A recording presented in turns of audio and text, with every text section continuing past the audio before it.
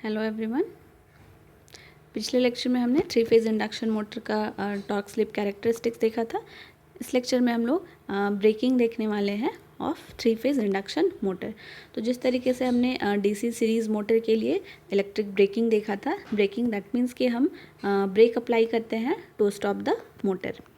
तो सेम जैसे DC series motor के लिए हमने ब्रेकिंग मैकेनिज़्म देखा था, ब्रेकिंग मेथड्स देखा था, हमारे पास थ्री फेज़ इंडक्शन मोटर के लिए भी 3 मेथड है। ठीक है, regenerative braking, dynamic braking and plugging, या हम लोग काउंटर करंट ब्रेकिंग कहते हैं। तो थ्री फेज़ इंडक्शन मोटर जो कि काफ़ी ज़्यादा हाई करंट पे ऑपरेट होगा। ठीक है, तो इनको डायरेक्टली अगर हम लोग सप्लाई से कट ऑफ कर देते हैं तो वाइंडिंग्स पे इफ़ेक्ट पड़ सकता है। तो इस वजह से हम लोग डायरेक्टली सप्लाई से कट ऑफ नहीं करते हैं, बल्कि हम लोग पहले रोटर के स्पीड को डिक्रीज़ कराते हैं या रिवर्स डायरेक्शन में। ठीक है, एंड उस मैनर में इसके बाद फिर हम सप्लाई से कट ऑफ करते हैं ताकि जो वाइंडिंग्स है वो डैमेज से बचा रहे। तो यहाँ पर हमारे पास 3 मेथड है, रीजनरेटिव, डायनेमिक एंड प्लगिंग। ठीक है, तो हम लोग एक एक करके तीनों मेथड्स को देखते हैं। जैसे रीजनरेटिव ब्रेकिंग में जो इंडक्शन मोटर होगा ये इंडक्शन जनरेटर की तरह बिहेव करने लगेगा।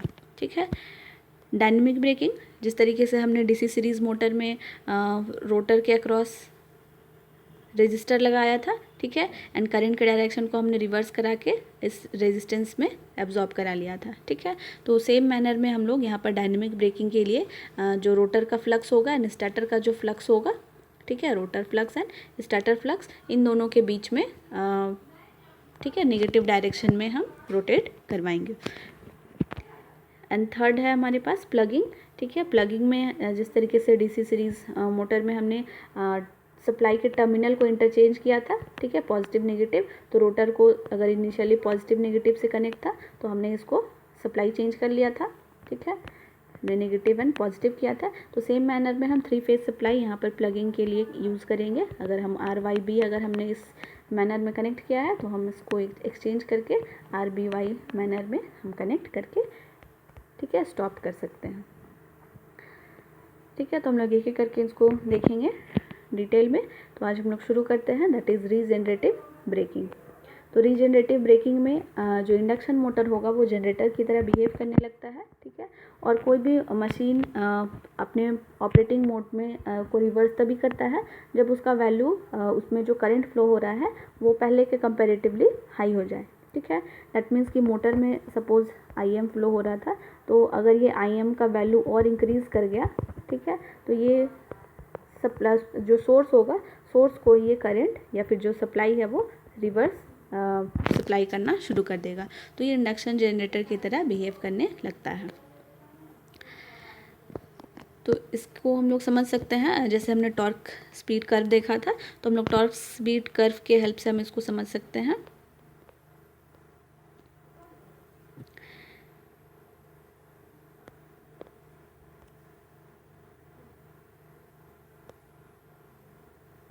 ठीक है, तो सपोज़ इस तरीके से हमारे पास इनिशियली जो मोटर रन कर रहा है, ठीक है, अपने ऑपरेटिंग कंडीशन में है, तो स्पीड कर्व जो बन रहा होगा कुछ इस तरीके का बनेगा। ठीक है, हमने प्रीवियस लेक्चर में torque slip and torque speed curve हमने देखा था। तो इस तरीके से बनेगा, ये आपका स्पीड एक्सिस हो गया, ये टॉर्क एक्सिस हो गया। ठीक है, एंड हम एक load torque, constant load torque, यानी कि जो लोड ऑपरेट हो रहा है तो कांस्टेंट वैल्यू हम कंसिडर कर लेते हैं, कांस्टेंट इस लोड पे, ठीक है, टॉर्क के इस वैल्यू पे लोड ऑपरेट हो रहा है। तो ये इस पॉइंट को अगर हम मान ले, ठीक है, ये वाला पॉइंट हम मान ले A, ठीक है, तो A पे क्या है, स्पीड क्या है अभी, NR है, यानी कि रोटर का स्पीड NR है सपोज A पॉइंट पे। ये आपका लोड टॉर्क हो गया TL। ठीक है, लोड टॉर्क कांस्टेंट है, इस टॉर्क लेवल पे आपका जो रोटर है या मोटर, ठीक है, ये ऑपरेट हो रहा है, लोड ऑपरेट हो रहा है। A पॉइंट के करेस्पॉन्डिंग में स्पीड क्या है हमारे पास, NR है। ठीक है, एंड NR यहाँ पर आपको NS जो सिंक्रोनस स्पीड होगा, ठीक है, इस पॉइंट पे हम देख रहे हैं कि ये जो टॉर्क स्पीड कर्व है ये 0 हो गया है, एंड 0 तभी होता है जब रोटर एंड सिंक्रोनस स्पीड, ठीक है, इक्वल हो जाए। दैट मीन्स कि रोटर का speed and synchronous speed equal हो जाए, तो हम इसको NS मान सकते हैं। ठीक है। तो सिंक्रोनस स्पीड एंड जो रोटर का स्पीड है W, वो सिंक्रोनस स्पीड NS के इक्वल में है, तब ये टॉर्क स्पीड कर्व हमारा जीरो एक्सिस को क्रॉस करता है। ठीक है। तो ये हमारा NS पॉइंट हो गया, एंड जो ऑपरेटिंग पॉइंट है ये NR पे रोटेट कर रहा है। अब सपोज़ हमें इस रोटर को हमें स्टॉप करना है। ठीक है। तो स्टॉप करने के लिए हम लोग रीजनरेटिव ब्रेकिंग मेथड यूज़ करेंगे। तो यहाँ पर हम लोग मोटर को हम लोग जो कैरेक्टरिस्टिक्स है, हम लोग करंट का डायरेक्शन हम लोग अपोजिट डायरेक्शन में इसको हम रिवर्स फ्लो कराएंगे। ठीक है। तो अगर मोटर के लिए ये क्लॉक इस डायरेक्शन में करंट फ्लो कर रहा था, तो जनरेटर की तरह जब ये बिहेव करेगा तो करंट का डायरेक्शन रिवर्स हो जाएगा। तो हम यहाँ पर करंट का डायरेक्शन रिवर्स कराएंगे। ठीक है। तो इस केस में हमारे पास जो कैरेक्टरिस्टिक्स बनेगा, ठीक है, तो सबसे पहले हम लोग करंट को रिवर्स कराने के लिए हम लोग क्या कर सकते हैं, ये जो स्लिप का वैल्यू है, ठीक है, स्लिप के वैल्यू को हम लोग डिक्रीज़ कराएंगे। ठीक है। स्लिप के वैल्यू को डिक्रीज़ हम लोग कैसे करा सकते हैं, हमारे पास जो वैल्यू होता है स्लिप का, ठीक है, तो स्लिप के वैल्यू को डिक्रीज़ करने के लिए हम NS को डिक्रीज़ कर सकते हैं। ठीक है। तो हम अगर सिंक्रोनस स्पीड को डिक्रीज़ कर दे तो हम यहाँ से स्लिप को कंट्रोल कर सकते हैं। तो सिंक्रोनस स्पीड को हम कंट्रोल कैसे कर सकते हैं, सिंक्रोनस स्पीड का जो वैल्यू होता है फॉर्मूला 120F/P।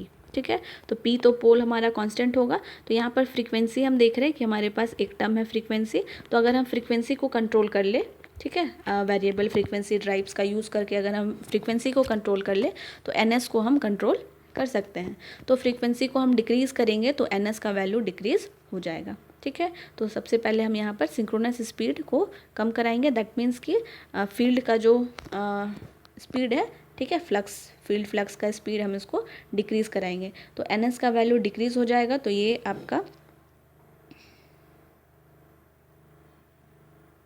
ठीक है, तो NS अभी यहाँ पर था, इस NS को सपोज हम इस पोजीशन में लेकर आते हैं। ठीक है। तो अभी जो हमारा कैरेक्टरिस्टिक्स बनेगा वो कुछ इस तरीके का बनेगा। ठीक है। ये इंक्रीज़ होगा और फिर ये डिक्रीज़ हो जाएगा। ठीक है। तो यहाँ पर हमारे पास अभी ये वाला जो वैल्यू हो गया NS अभी यहाँ पर शिफ्ट हो गया। सपोज इसे हम NS2 मान लेते हैं, ये पहला वाला NS1 था। ठीक है।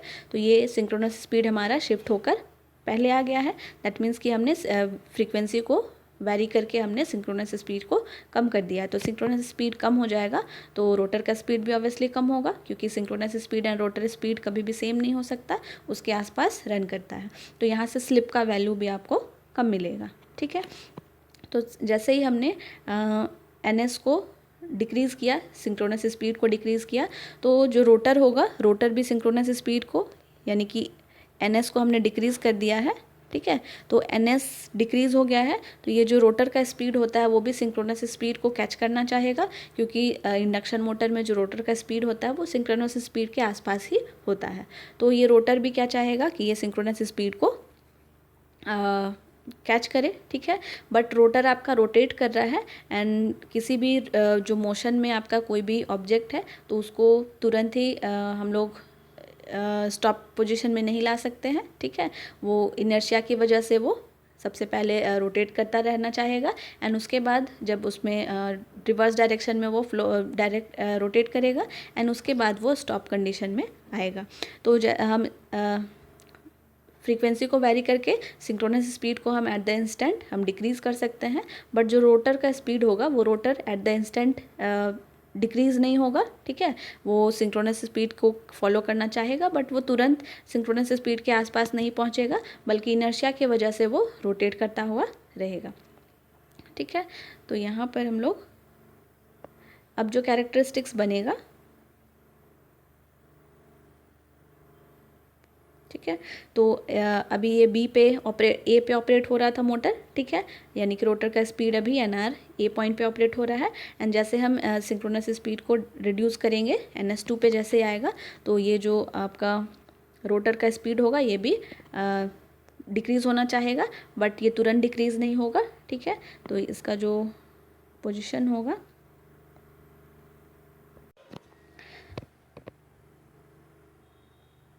ठीक है, तो ये वाला जो हमारा ग्रीन वाला जो कर्व बन रहा है, दैट मीन्स कि सिंक्रोनस स्पीड को डिक्रीज़ करने के बाद तो ये कर्व इसी तरीके से कंटिन्यू रहेगा। ठीक है। तो इसके करेस्पॉन्डिंग हम देखें कि पहले ए पॉइंट पे ऑपरेट हो रहा था, अब यहाँ इसके करेस्पॉन्डिंग हमारा लोड टॉर्क तो कांस्टेंट है, ठीक है। तो लोड टॉर्क आपका स्टेबल कंडीशन है, तो रोटर जो है वो स्टेबल कंडीशन को फॉलो करना चाहेगा और NS2 के अकॉर्डिंग ऑपरेट होगा, ठीक है। तो यहाँ पर जो रोटर का अभी ये किस पॉइंट को एक्वायर करना चाहेगा, तो यहाँ पर हम देख सकते हैं ये इसके करेस्पॉन्डिंग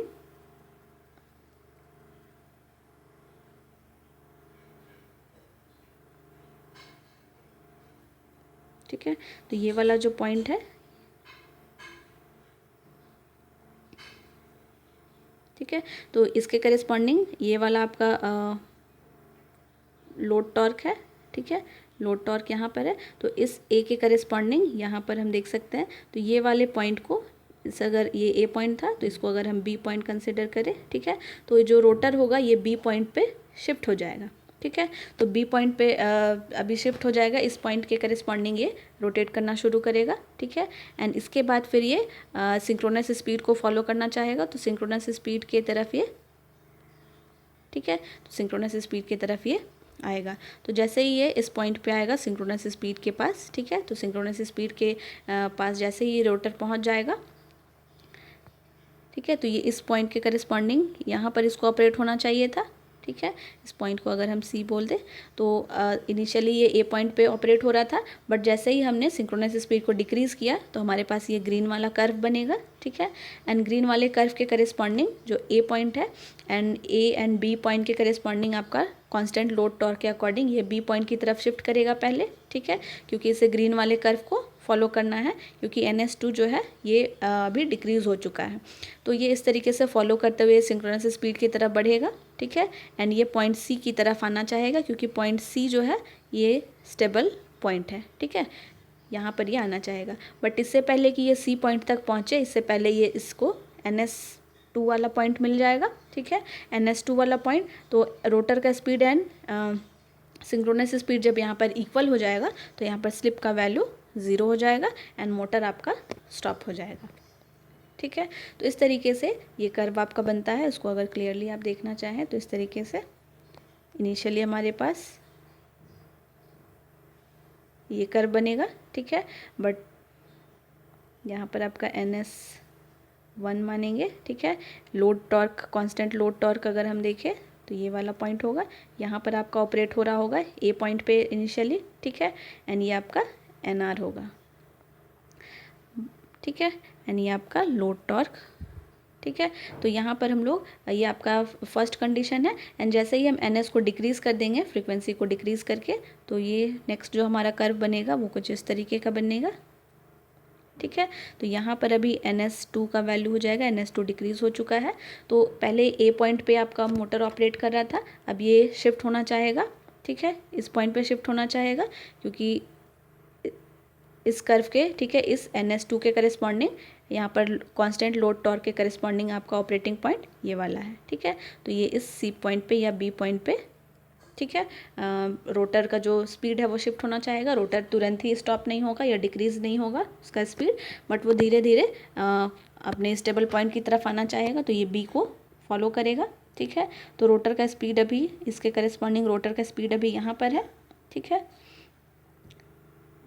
रोटर का स्पीड इस वैल्यू पे है। अब ये धीरे धीरे NS2 को फॉलो करना चाहेगा, तो ये इसका स्पीड जो है वो डिक्रीज़ होता हुआ जाएगा, ठीक है। ये बी पॉइंट की तरफ बढ़ेगा, तो जैसे ही ये यहाँ पर पहुँचेगा तो इस पॉइंट को ये मीट करेगा, ठीक है। तो यहाँ पर NR is equals to NS हो जाएगा, एंड ये दोनों जब इक्वल होता है तो यहाँ पर स्लिप का वैल्यू 0 हो जाता है। स्लिप का वैल्यू 0 होने पर यहाँ पर हम लोग मोटर जो है आपका स्टॉप हो जाएगा, ठीक है। बट ये इनर्शिया की वजह से ये और आगे प्रोसीड कर सकता है, बट इसको हम आगे बढ़ने नहीं देंगे। हम इससे पहले ही इस पॉइंट पे हम मैकेनिकल ब्रेक अप्लाई कर देंगे या सप्लाई से इसको कट ऑफ कर देंगे, ठीक है। तो इस तरीके से आपका जो मोटर है वो परमानेंटली ऑफ कंडीशन में आ जाएगा, ठीक है। तो ये था हमारे पास रीजनरेटिव ब्रेकिंग। दैट मीन्स कि ये पहले मोटर की तरह बिहेव कर रहा था, जैसे ही हम NS2 NS सिंक्रोनस स्पीड को डिक्रीज़ करेंगे तो ये जनरेटर की तरह बिहेव करने लगेगा, ठीक है। ये सोर्स को ही सप्लाई देना शुरू कर देगा, ठीक है। तो इस तरीके से जैसे ही रोटर का स्पीड सिंक्रोनस स्पीड के पास पहुंचेगा हम मैकेनिकल ब्रेक अप्लाई करके उसको हम स्टॉप कर सकते हैं। So this is the explanation of regenerative braking. हम लोग नेक्स्ट लेक्चर में हम लोग दूसरे टाइप का ब्रेकिंग देखेंगे, डायनेमिक ब्रेकिंग एंड प्लगिंग। ठीक है, that's all. Thank you everyone.